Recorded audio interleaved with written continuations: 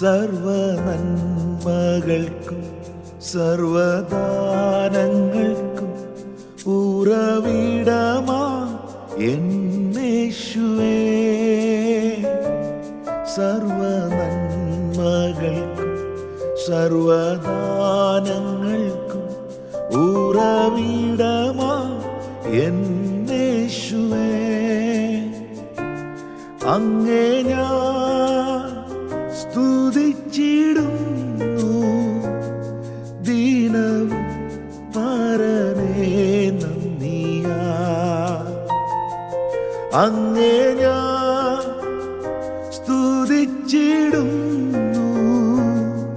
ദീനവും പരനേ നന്ദിയാ.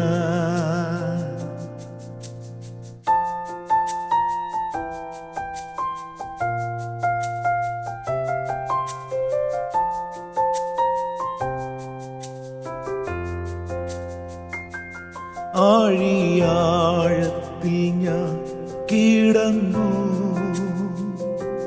കൂരിരുൾ എന്നെ മാറ പിടിച്ചു. ആഴിയാഴത്തിൽ ഞാൻ കിടന്നു, കൂരിരുൾ എന്നെ മാറ പിടിച്ചു. താതൻ തിരുക്കരം തേടിയെത്തി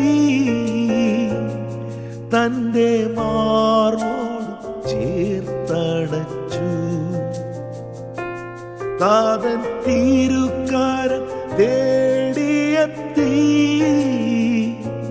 തന്റെ മാർവോട് ചേർത്തടച്ചു. സർവ നന്മകൾക്കും സർവദാനങ്ങൾക്കും ഉറവിടമാ എന്നേശുവേ. സർവ നന്മകൾക്കും സർവദാനങ്ങൾക്കും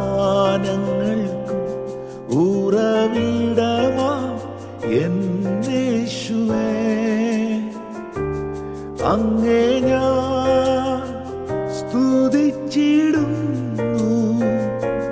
ദീനവും പരനേ നന്ദിയാ. അങ്ങേ ഞാൻ സ്തുതിച്ചിടുന്നു ദീനവും പരനേ നന്ദിയാ.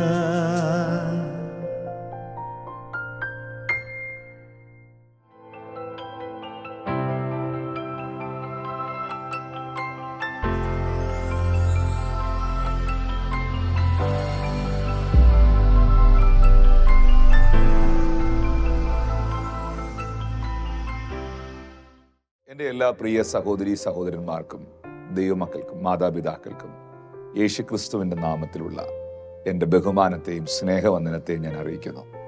പാട്ടും പ്രസംഗവും എന്ന ഈ പ്രോഗ്രാമിലൂടെ കർത്താവിൻ്റെ മാറ്റമില്ലാത്ത വചനം നിങ്ങളോട് അറിയിക്കാനും ദൈവം തന്ന ഒരു ഗാനം ദൈവസന്നിധിയിൽ ആലപിക്കാനും പരിശുദ്ധാത്മാവ് നൽകിയ അവസരത്തിനായി ഞാൻ കർത്താവിന് എല്ലാ മഹത്വവും അർപ്പിക്കുന്നു. സർവ നന്മകൾക്കും സർവദാനങ്ങൾക്കും ഉറവിടമായവൻ നമ്മുടെ കർത്താവാണ്. ഇന്ന് ഈ ദിനത്തിൽ നിങ്ങൾ ഈ സന്ദേശം കേൾക്കുമ്പോൾ നിങ്ങളുടെ ജീവിതത്തിലും എൻ്റെ ജീവിതത്തിലും ദൈവം ചെയ്ത നന്മകൾ എത്ര വലുതാണ്. എത്രയോ സന്ദർഭങ്ങളിൽ ശത്രു നമ്മളെ തകർക്കുവാൻ ശ്രമിച്ചു. എത്രയോ സന്ദർഭങ്ങളിൽ നമ്മുടെ പരാജയം കാണുവാൻ പിശാച് ആഗ്രഹിച്ചു. എന്നാൽ അതിൻ്റെ എല്ലാം നടുവിലും കർത്താവ് നമ്മളെ അത്ഭുതകരമായി പരിപാലിച്ചു. സങ്കീർത്തന പുസ്തകം 84 അധ്യായത്തിൻ്റെ 5, 6, 7 വാക്യങ്ങളിൽ ഇങ്ങനെയാണ് പറയുന്നത്: ബലം നിന്നിലുള്ള മനുഷ്യൻ ഭാഗ്യവാൻ. ഇങ്ങനെയുള്ളവരുടെ മനസ്സിൽ സിയോനിലേക്കുള്ള പെരുവഴികൾ ഉണ്ട്. കണ്ണുനീർ താഴ്വരയിൽ കൂടി കടക്കുമ്പോൾ അവർ അതിനെ ജലാശയമാക്കി തീർക്കുന്നു. മുൻമഴയാൽ അത് അനുഗ്രഹപൂർണമായി തീർന്നു. അവർ മേൽക്കുമേൽ ബലം പ്രാപിക്കുന്നു. എല്ലാവരും സിയോനിൽ ദൈവസന്നിധിയിൽ ചെന്നെത്തുന്നു.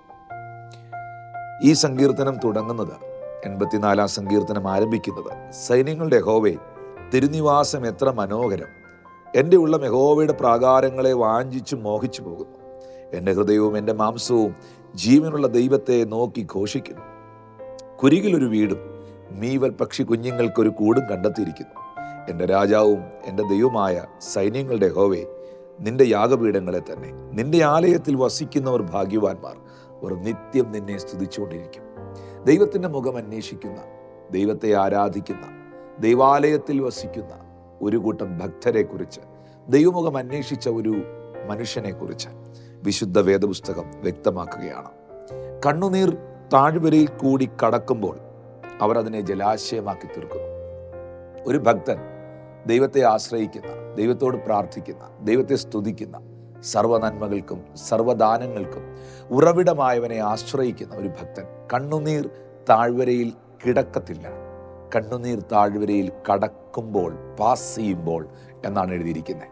നിങ്ങളിപ്പോൾ ആയിരിക്കുന്ന സാഹചര്യത്തിൽ നിങ്ങൾ കിടക്കത്തില്ല, നിങ്ങളതിനെ കടക്കും, നിങ്ങളതിനെ പാസ് ചെയ്യും, നിങ്ങളതിനെ ഓവർകം ചെയ്യും.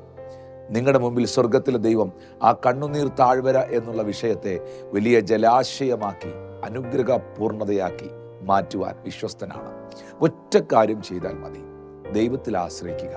സർവ്വ നന്മകൾക്കും സർവ്വദാനങ്ങൾക്കും ഉറവിടമായ ആ ഉറവ ജീവന്റെ ഉറവ ക്രിസ്തുവാണ്.